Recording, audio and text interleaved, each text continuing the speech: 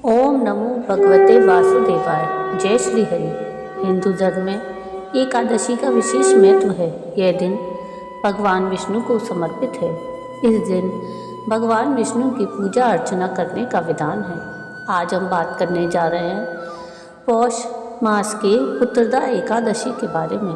यह एकादशी पौष महीने के शुक्ल पक्ष में पड़ती है और इसे विशेष रूप से संतान प्राप्ति और संतान की सुख समृद्धि के लिए रखा जाता है। जो विवाहित जोड़े संतानहीन हैं उनके लिए इस व्रत का विशेष महत्व है।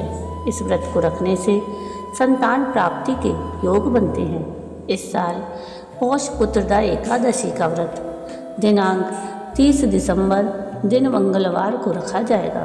तो आइए जानते हैं पौष के पुत्रदा एकादशी व्रत की तिथि और पौष पुत्रदा एकादशी की व्रत कथा। वैदिक पंचांग के मुताबिक पौष माह के शुक्ल पक्ष की एकादशी तिथि का आरंभ 30 दिसंबर को सुबह 7:51 पर होगा। वहीं इसके साथ ही एकादशी तिथि का अंत 31 दिसंबर को सुबह 5 बजे होगा। ऐसे में पौष पुत्रदा एकादशी का व्रत 30 दिसंबर को रखा जाएगा। पौष पुत्रदा एकादशी व्रत का पारण 31 दिसंबर को किया जाएगा। वहीं 31 दिसंबर के दिन व्रत का पारण दोपहर 1:29 से लेकर दोपहर 3:33 के बीच किया जा सकता है। पौष पुत्रदा एकादशी के दिन भगवान विष्णु और माता लक्ष्मी की पूजा करने से संतान प्राप्ति के योग बनते हैं, साथ ही मोक्ष की प्राप्ति होती है। वहीं पुत्रदा एकादशी का व्रत रखने से घर में सुख समृद्धि और खुशहाली आती है। यह एकादशी संतान प्राप्ति, वंश वृद्धि और पारिवारिक सुख शांति के लिए अत्यंत फलदायी होती है। तो आइए जानते हैं पौष पुत्रदा एकादशी की व्रत कथा। धर्मराज युधिष्ठिर कहने लगे, हे भगवान, आपने पौष कृष्ण एकादशी अर्थात सफला एकादशी का महात्म्य बताकर बड़ी कृपा की। अब आप कृपा करके मुझे पौष माह के शुक्ल पक्ष की एकादशी के विषय में भी बतलाइए। इस एकादशी का क्या नाम है और इसके व्रत का क्या विधान है?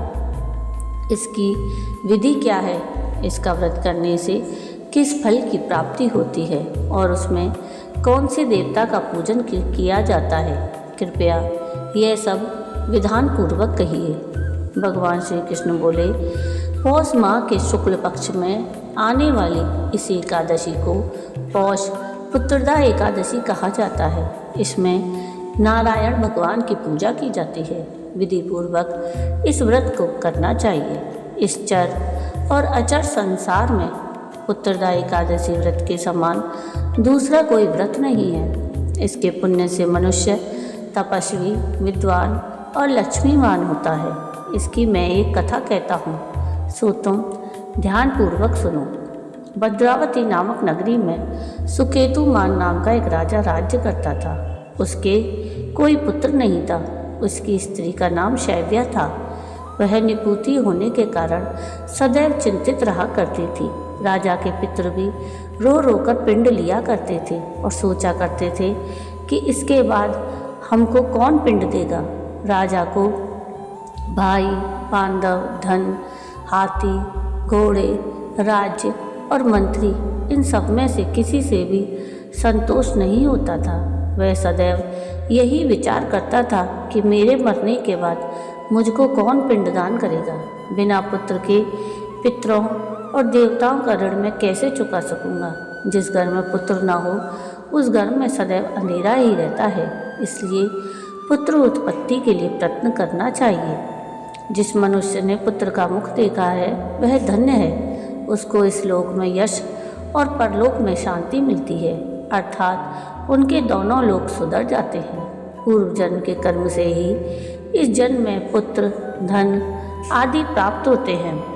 राजा इसी प्रकार रात दिन चिंता में लगा रहता था। एक समय तो राजा ने अपने शरीर को त्याग देने का निश्चय किया, परंतु आत्मघात को महान पाप समझकर उसने ऐसा नहीं किया।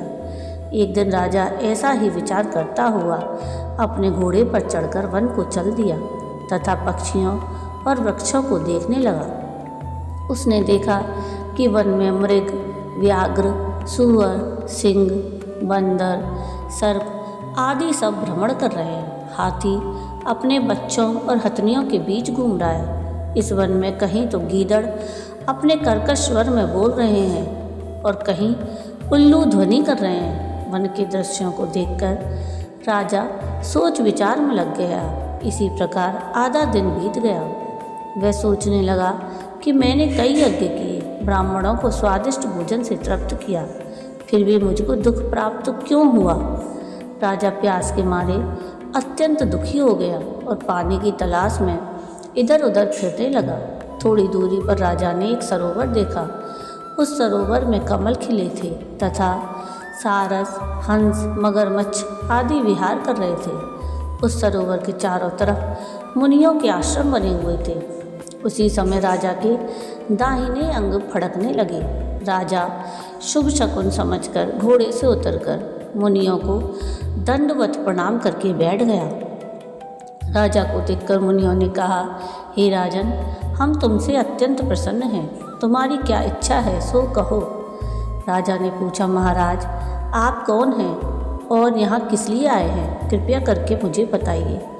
मुनि कहने लगे कि हे राजन, आज संतान देने वाली पुत्रदा एकादशी है। हम लोग विश्वदेव हैं और इस सरोवर में स्नान करने के लिए आए हैं। यह सुनकर राजा कहने लगा कि महाराज, मेरे भी कोई संतान नहीं है। यदि आप मुझ पर प्रसन्न हैं तो एक पुत्र का वरदान दीजिए। मुनि बोले, हे राजन, आज पुत्रदा एकादशी है, आप अवश्य ही इसका व्रत करें। भगवान की कृपा से अवश्य ही आपके घर में पुत्र होगा। मुनि के वचनों को सुनकर राजा ने उसी दिन एकादशी का व्रत किया और द्वादशी को उसका पारण किया। इसके पश्चात मुनियों को प्रणाम करके महल में वापस आ गया। कुछ समय बीतने के बाद रानी ने गर्भ धारण किया और 9 महीने के पश्चात उनके एक पुत्र हुआ। वह राजकुमार अत्यंत शूरवीर, यशस्वी और प्रजापालक हुआ। श्री कृष्ण बोले, हे राजन, पुत्र की प्राप्ति के लिए पुत्रदा एकादशी का व्रत अवश्य करना चाहिए। जो मनुष्य इस महात्म को पढ़ता या सुनता है उसे अंत में स्वर्ग की प्राप्ति होती है। तो ये थी पुत्रदा एकादशी की व्रत कथा। पुत्रदा एकादशी के पूजन मंत्र इस प्रकार हैं। ओम नमो भगवते वासुदेवाय। ओम श्री विष्णवे च विद्महे वासुदेवाय धीमहि तन्नो विष्णु प्रचोदयात्। शांताकारं भुजंगशयनं पद्मनाभं सुरेशं वंदे विष्णुं भवभयहरं सर्वलोकैकनाथं।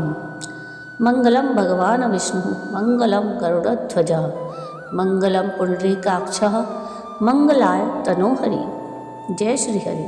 तो ये थी पौष मास के पुत्रदा एकादशी के महात्म और पौष पुत्रदा एकादशी की व्रत कथा। आपको आज का ये वीडियो कैसा लगा मुझे कमेंट करके ज़रूर बताइएगा। और अगर आपको आज का ये वीडियो पसंद आया हो तो प्लीज़ इसको लाइक शेयर ज़रूर कीजिएगा और प्लीज़ मेरे चैनल को सब्सक्राइब कीजिएगा और कमेंट में राधे राधे ज़रूर लिखिएगा। वीडियो पूरा देखने के लिए थैंक यू। राधे राधे।